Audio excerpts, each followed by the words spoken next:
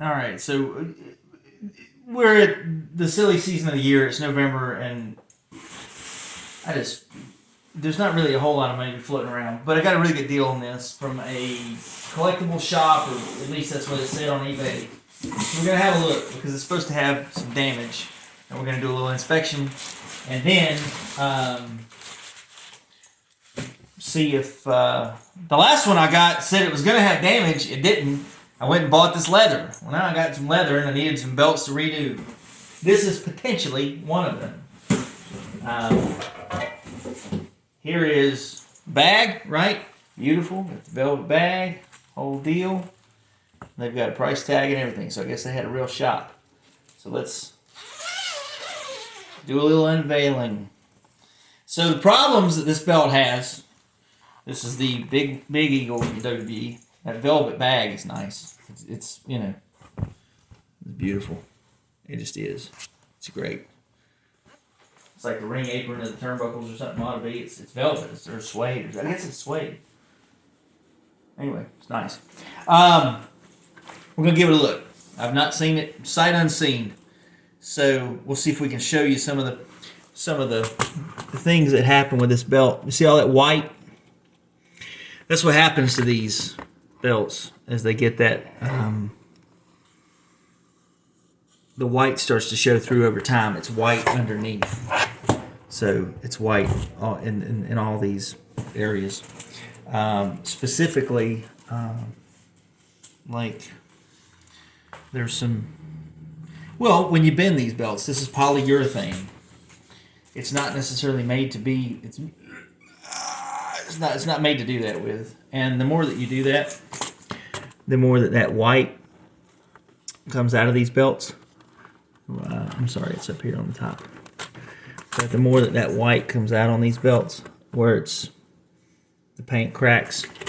The new Roman Reigns belts were really bad for this. And these, on this side, it's more prevalent. And I had one of these already that I redid. You see how much white, how much the paint is cracking and everything. So the back, it looks fabulous, right? It's got this crocodile stuff. If you didn't know any better and you didn't care, it ain't the end of the world. If I gave this belt to you the way it is, it's got a few knocks, right? These things are sharp. They just are. On both sides? Yeah, both sides.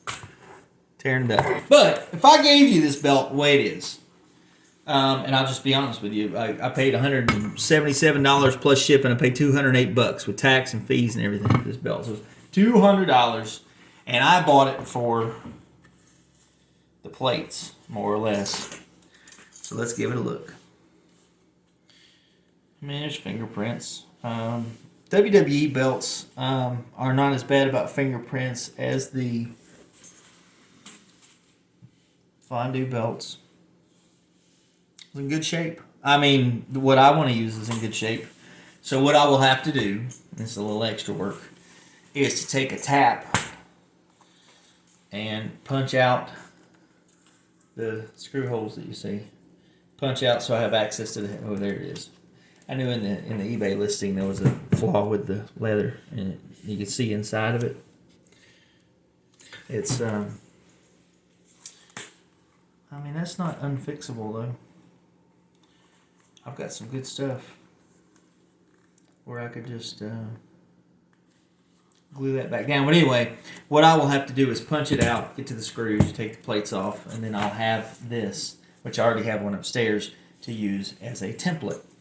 And I will end up laying it down across the leather, trace it. Let me see if I can get my camera up, as it will stand up this way. So once you take the plates off, you can lay this leather down flat. And you trace it, do my deal. And then while you have it laid down, you'll have the screw holes for this exposed. And like with a pencil, but you take your hole punch, put it through, you get the right gauge, the right width, put it through there, boom, boom, boom, boom, boom, boom, boom, boom, boom, boom. There's 4 for this one. I think there's 8 for this one. 4 more, and now you got your punch pattern, but it will punch through the hole that already exists here and knock out the bottom. The leather, the new leather will be underneath this. So I've traced it onto it. I punched the hole out of it. I just got to cut the leather and then put the snaps in. Is that it? Is it over? No. Ooh, look how ugly this is. Can you see that?